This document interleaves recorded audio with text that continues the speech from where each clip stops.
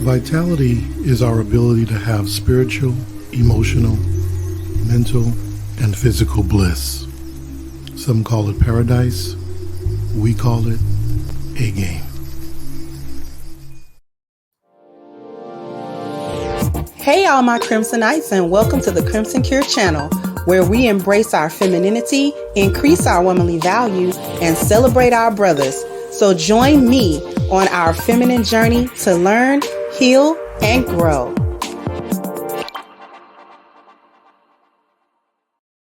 Hey there, my Crimsonites, and welcome to the Crimson Cure channel. I'm your host, femininity coach, and author of the Crimson Cure, and this is my perspective. So what we got going on today is Lori Harvey is getting dragged for losing about 15 pounds in short order, and now everybody's talking about how unhealthy and how toxic it is that she did that. Let's talk about that. Let's unpack that, because we need to unpack this demonizing of getting healthy and losing weight. So what I'm going to do is I'm going to share my screen, because there is an article that I want to share with you guys. I'm going to read that real quick, and then we'll come back with my perspective. So here we are. No, Lori Harvey's 1,200 calorie diet is not a safe way to lose weight per experts. You know, a 1,200 calorie deficit is not that bad. Technically, I struggle to reach 1,000 calories every day, just because of the way that I eat, and sometimes the way that I just don't eat, just because I don't have an appetite. And I'm not saying that that's got to be for everybody, but I'm just saying sometimes I don't reach 1,000 calories a day and I'm not dead. But anyway, model Lori Harvey, 25, just got honest about her weight loss journey before the 2020 Met Gala. Lori said Pilates workouts and staying in a strict calorie deficit helped her drop weight leading up to the event. But is a 1,200 calorie diet a safe way to lose weight? Women's Health asked a registered dietitian, nutritionist, and a trainer. Here's what you need to know. Lori Harvey is opening up about her recent weight loss journey. Now, she didn't have a weight loss journey. This isn't a journey for her. 10, 15 pounds for a woman that was already in shape and who wasn't obese at all, and she just gained about 15 pounds. That's not a weight loss journey. I don't count that as a journey. A journey is when it typically depicts when a person has become obese or morbidly obese, and it takes a lot of mental fortitude, a lot of discipline, both emotionally, mentally, and physically, in order to lose that weight. And it is a journey. It can take 6 months, 8 months, a year, or two, depending on how big you were and what your goals are. So a person that just may gain 10 or 15 pounds or something like that within the course of a year or two, that, and then they lose that, that's not a journey. That's them getting back to what is normal for them, what is a normal weight for them. So this doesn't dismiss her losing weight. It's just not a journey. So Lori Harvey is opening up about her recent weight loss journey. The 25-year-old model and influencer recently posted a TikTok explaining how she lost weight ahead of the 2020 Met Gala. Everybody's been asking like what it is I specifically did to get my body to this point, Lori said. So when Mike and I got together, I gained like 15 pounds of relationship weight over a year.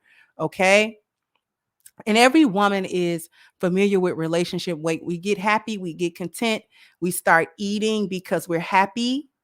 We're emotionally satisfied. So we begin to eat a little bit more, and it's easy for women to pack on fat more than it is for men. We easily do that.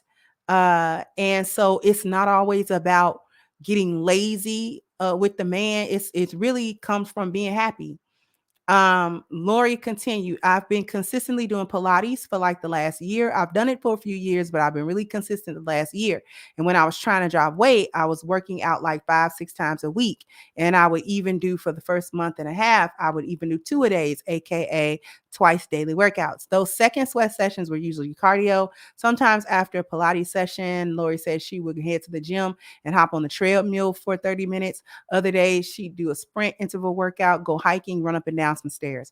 While describing her diet at the time, Lori said, I was in a calorie deficit. I think I maybe was consuming 1,200 calories in a day max, and I wasn't on a specific eating regimen, she added. It was mostly meat, vegetables, and minimal carbs, which every personal trainer will tell you to do that. Every time you're losing weight, they'll tell you start cutting your carbs down, eat more protein, eat more vegetables, because the protein helps your muscles develop, and developing muscles burn fat. But anyway, Lori captioned the video, "Before y'all start y'all this is what worked for me in my body. Everyone is different, so tailor your needs to meet your goals," which I thought was a good enough disclaimer. It's a pretty specific fitness routine, but is it safe? Women's Health asked the experts. Here's everything you need to know about Lori Harvey's workout, according to a personal trainer and registered dietitian. No, Lori's workout routine is not a safe way to lose weight. Now, why would they demonize that? Look at this girl's body. Now I mean, she's got abs, she's got muscles. Look at her. She don't have like fat on her body. A lot of y'all wish y'all could wear y'all midriff open. But anyway, we all need different amounts of calories, said Dawn Jackson Blattner. And that changes based on your age, your gender. Oh, now y'all know about gender. Hey, your height, your weight, your genetics, and your physical activity. Based on the dietary guidelines for Americans, the 1,200 calorie mark is listed for the recommendation for a moderately active 3-year-old girl. Y'all are really tripping on that. But a 5'4" woman who weighs 126 pounds is very difficult on a 1,200 calorie diet to get all the vitamins and minerals human adult women would need. Just to sort of finish it out a little bit, it's a little long, but I'm going to sort of go back into it. 2 workouts per day. I'm gonna skip a little bit.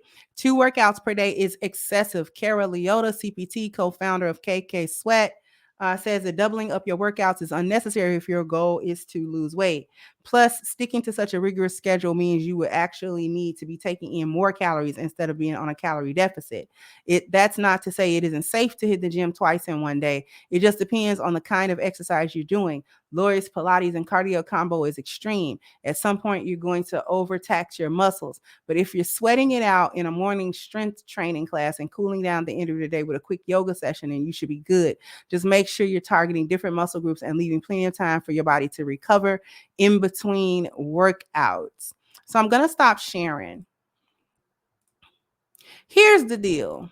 Is what she did safe? Is eating a standard American diet safe? No, it is not. Which is why we're sick and fat. According to the rest of the world, everybody knows an American when they see one because they're fat and soft and sick. Anyway, first they came after Kim Kardashian for it.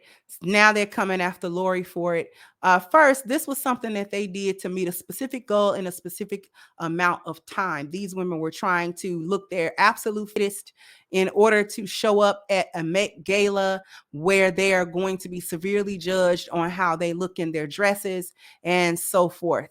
And so they were trying to, get to their slimmest point and look good and all of that type of stuff. Nobody said that this was something that they were doing consistently just every day for the rest of their life, that they were doing dealing with their diet and their exercise in this manner. It was really specifically for that event. And please stop acting like women don't do that all the time, where if we got something coming up, a wedding, a formal event somewhere where we think we got to really look good, or women are always trying to get fit for the summer body so they can look good in a bikini. You gain 10 pounds over winter time or 15 pounds and you're trying to sweat it and get it out, so you can look back good again the way you did 2 years ago or a year ago, whatever it was.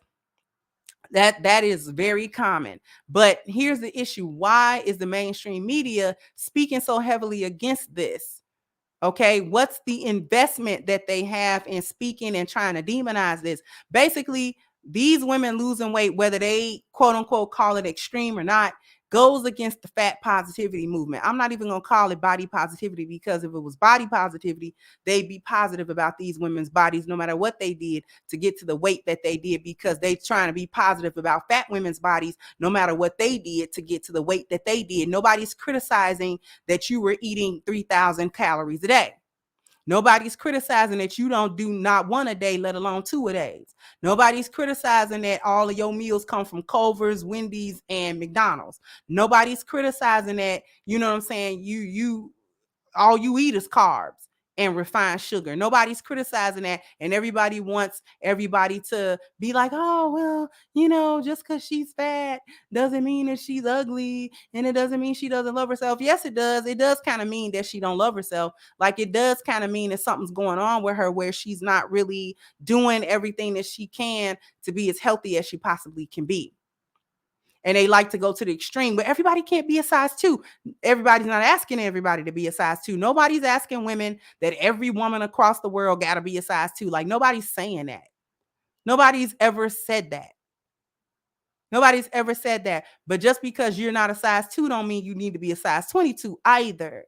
There is an entire middle ground between being a size 0 and a size 18. Between being a size 4 and a size 24. There's a whole lot of sizes in between there. Okay? So this is going against the whole, you know, fat positivity movement or whatever. They're trying to demonize calorie deficits and limiting excessive carbs, etc. They're trying to demonize 2 a days. Athletes do 2 a days all the time, male and female. When they are in competing form, whether that's the NBA, the NFL, Olympics, gymnastics, track and field, whatever that may be, whether you are a man or a woman, if you are an athlete and you are competing and it takes intensity and you have to attack those workouts and eat a very specific kind of way in order to stay in the best possible health so that you can compete at the top ranks of your athletic profession. A lot of athletes do 2 a days. A lot of athletes do 2 a days. A lot of athletes are in caloric deficits. Okay. Even when you talk about movie stars do this all the time in order to fit specific roles. Think about Hugh Jackman and Wolverine. That man played Wolverine for about 20 years. He had to stay ripped, even though he was getting older and all of that kind of stuff. Didn't nobody want to see a fat Wolverine, a pudgy Wolverine, because why? Wolverine is not fat in the comic books. He's also not more than 6 feet. Wolverine is like 5'3", but whatever. We ain't talk about all that. So, but what did he have to do? He had to stay on that regimen. He talked many times in interviews, Hugh Jackman, about the type of eating he had to do, the type of exercise he had to do to keep up so that when he came back to film something for Wolverine, he didn't have to do extreme stuff to get, so he wasn't like gaining a whole lot of weight and then having to come back. But sometimes movie stars do. Depending on the role, you got to gain weight to look this way, or you got to lose a lot of weight to look this way. Okay, what about 300? Remember Gerard Butler? And everybody was going crazy on the 300 workout. What were those actors doing to get those bodies so that they could, you know, so that they could portray themselves as Spartans who didn't fight with a lot of armor? So you had to have abs, you had to be ripped, your chest had to be okay. That was the 300 workout. They revealed what they had to eat and what they had to do, and they dubbed it the 300 workout. And plenty of actors will tell you this. The Rock, he'll tell you this. Okay, you know, I had to be built. You know, I'm already was an athlete because he was in the WWE, but don't nobody want to see a fat Rock. Okay, everybody wants to see him ripped, so he has to stay that way. So there's a particular way he eats and a particular way he works out to actually stay looking that way. Vin Diesel is an older man, but don't nobody want to see a fat Vin Diesel. Okay. And the same thing for any female actress that's got to do some type of action flick and she got to look good in a cat suit. So they're going to put her on a caloric deficit. They're going to make her do all kind of exercises so that when they start filming, like that Zoe Kravitz girl, she did that. They weren't going to allow her to gain no weight at all. She got to wear that cat suit and she got to look good in it. And that go for any woman in the MCU or any you know, Gal Gadot playing Wonder Woman. She got to look good in that little Wonder Woman suit. Don't nobody want to see no fat Gal Gadot. Don't nobody want to see no fat Wonder Woman because Wonder Woman ain't fat. Duh. So she got to look a certain way. When she get in them little skimpy, and they dress her in them dresses, she got to look a certain way. So that means she got to eat a certain way. She got to exercise a certain way. And usually movie stars and people like Kim Kardashian, people like Lori Harvey, they have personal trainers with them that's going to monitor what they're doing to keep them on track and make sure that they're staying healthy while they're doing that. Nobody asked y'all to crash diet. Okay, so this has been going on for years and years and years. I don't know why y'all tripping on it now. Just trying to demonize having some type of discipline on your food. That's all that this is. They want women, and particularly Black women, to stay fat and out of shape. Talking about that's empowerment and positivity. No, it is not. But anyway, let me go ahead and cut this a little bit short. Before we sign off, please don't forget to sign the petition. I'm going to put that in the description box. I have a petition against Black Lives Matter organization for their misappropriation of the 90 million plus funds that were donated to them. And sound off in the comment section about this. Let me know what you think. Like, share, subscribe to the channel if you have not. Once again, I'm your host, The Crimson Cure, and this was my perspective. Bye-bye, Crimsonites. Hey guys, please like, share, and subscribe to the channel and hit the notification bell. And if you've got more to say on the topic, leave a comment down below. Also, don't forget to support our sponsor, who so graciously supports this channel by clicking the description box and the link for A-Game at agameherbal.com. You can go ahead and get a 10% discount off of your next purchase using the code Kendra10. This has been yet another Crimson Cure production, and I'll catch you guys on the next one.